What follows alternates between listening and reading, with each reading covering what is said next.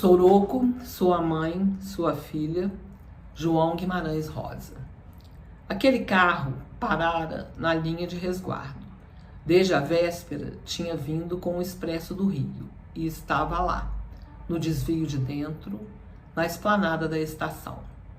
Não era um vagão comum de passageiros, de primeira, só que mais vistoso, tudo novo. A gente reparando notava as diferenças. Assim repartido em dois, num dos cômodos as janelas sendo de grades, feitas de cadeia para os presos. A gente sabia que com pouco ele ia rodar de volta, atrelado ao expresso, daí de baixo, fazendo parte da composição. Ia servir para levar duas mulheres, para longe, para sempre. O trem do sertão passava às 12h45. As muitas pessoas já estavam de ajuntamento, em beira do carro, para esperar. As pessoas não queriam poder ficar se entristecendo. Conversavam, cada um porfiando no falar com sensatez, como sabendo mais do que os outros a prática do acontecer das coisas. Sempre chegava mais povo, o movimento. Aquilo quase no fim da esplanada, do lado do curral de embarque de bois, antes da guarda, do guarda-chaves, perto dos empilhados de lenha. Soroco ia trazer as duas conforme. A mãe de Soroco era de idade, com para mais de uns 70. A filha, ele só tinha aquela. Soroco era viúvo. Afora essas, não se conhecia dele o parente nenhum.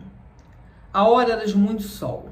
O povo caçava jeito de ficarem debaixo da sombra das árvores do cedro. O carro lembrava um canoão no seco, navio. A gente olhava nas reluzências do ar.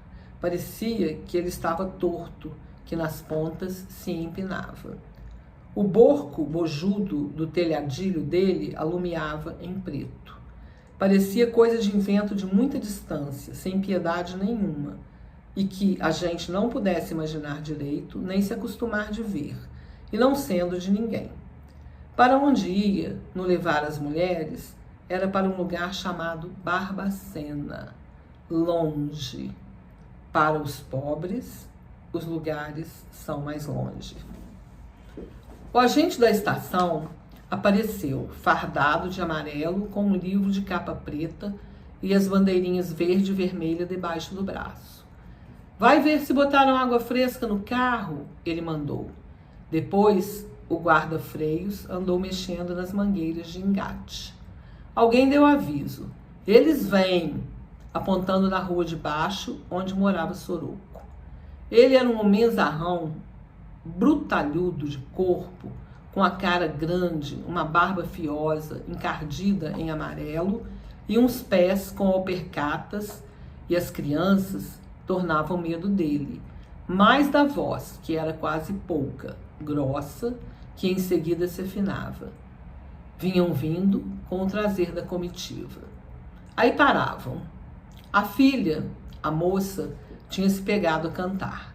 Levantando os braços, a cantiga não vigorava certa, nem no tom, nem no se dizer das palavras, o nenhum.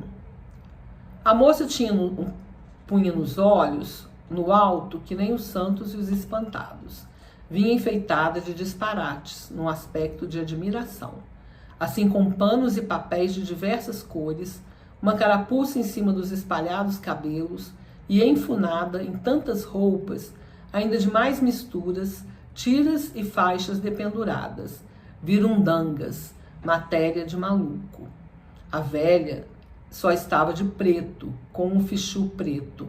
Ela batia com a cabeça nos docimentes. Sem tanto que diferentes, elas se assemelhavam.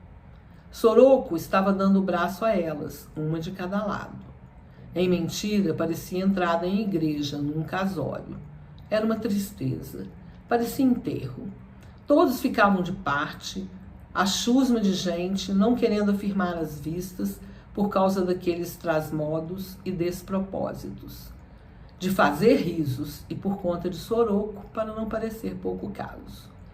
Ele hoje estava calçado de botinas e de paletó, com chapéu grande, botara sua roupa melhor, os maltrapos. E estava reportado e atalhado, humildoso. Todos diziam a ele seus respeitos de dó.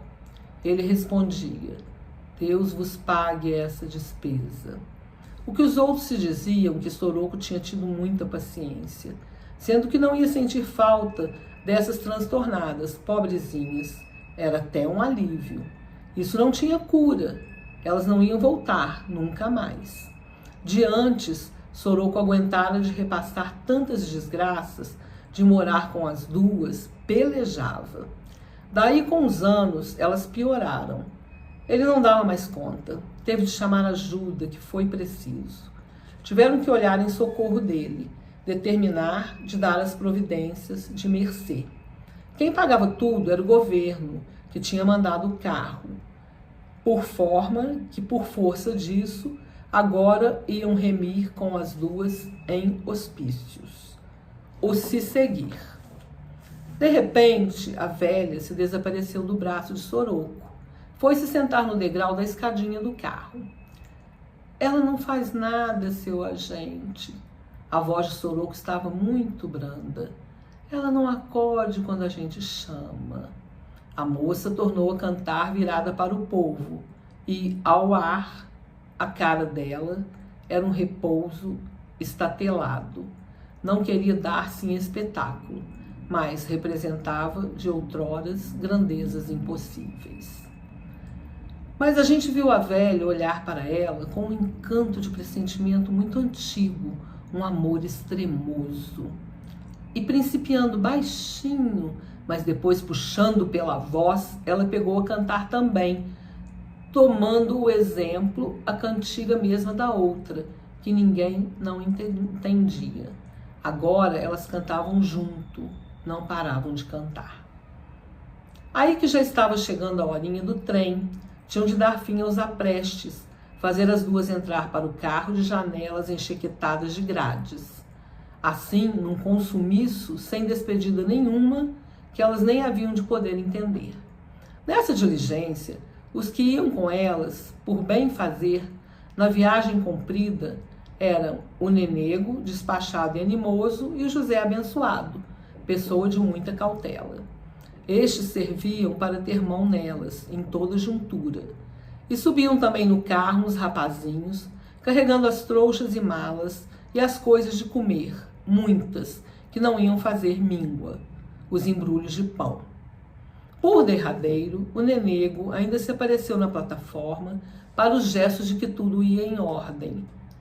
Elas não haviam de dar trabalho. Agora mesmo, a gente só escutava era o acorçoo do canto das duas, aquela xirimia que avocava, que era um constado de enormes diversidades dessa vida, que podiam doer na gente, sem jurisprudência de motivo nem lugar nenhum, mas pelo antes, pelo depois. Soroco. Tomara que o se acabasse, o trem chegando, a máquina manobrando sozinha para vir pegar o carro. O trem apitou e passou, se foi, o de sempre. Soroco não esperou tudo se sumir, nem olhou. Só ficou de chapéu na mão, mas de barba quadrada, surdo, o que nele mais espantava. O triste do homem, lá, decretado, embargando-se de poder falar algumas suas palavras. Ao sofrer o assim das coisas, ele no oco, sem beiras, debaixo do peso, sem queixa, exemploso. E lhe falaram: o mundo está dessa forma. Todos, no arregalado respeito, tinham as vistas neblinadas. De repente, todos gostavam demais do Soroco. Ele se sacudiu de um jeito arrebentado, desacontecido, e virou para ir-se embora.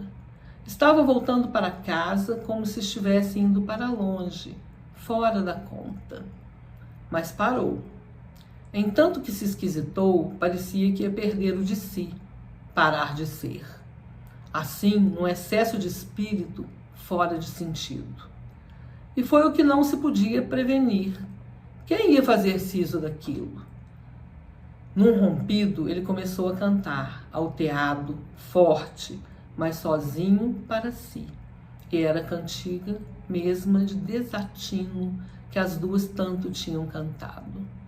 Cantava continuando. A gente se esfriou, se afundou, um instantâneo. E foi sem combinação, nem ninguém entendia o que se fizesse. Todos de uma vez, de dó do soroco, principiaram também a acompanhar aquele canto sem razão, e com as vozes tão altas, todos caminhando com ele. Soroco, e canta que cantando, atrás dele, os mais de trás quase que corriam, ninguém deixasse de cantar. Foi o de não sair mais da memória, foi um caso sem comparação. A gente estava levando agora o Soroco para a casa dele, de verdade. A gente, com ele, ia até onde que ia aquela cantiga.